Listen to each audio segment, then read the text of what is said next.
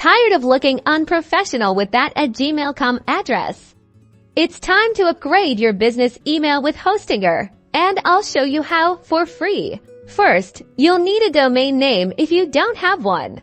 Hostinger offers incredibly affordable web hosting plans that often include a free domain for the first year. Head over to Hostinger.com and choose a plan that suits your needs. Consider a basic web hosting package, as it's usually enough to get you started with email. Click on Get Started and follow the prompts to either register a new domain or link an existing one.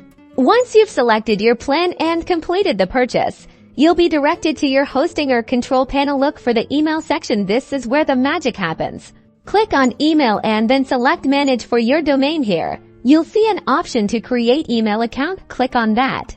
Now, you'll need to enter your desired username for the email. Think of something professional like info@yourdomain.com or single quote support@yourdomain.com. Then, create a strong password. Make sure it's secure and easy for you to remember. You can adjust the email quota size if needed, but the default is usually sufficient to begin with.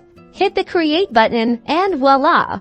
Your professional business email address is ready to go. Your new email address will appear in your list of email accounts. You can access your email through Hostinger's webmail interface by clicking the Access Webmail button.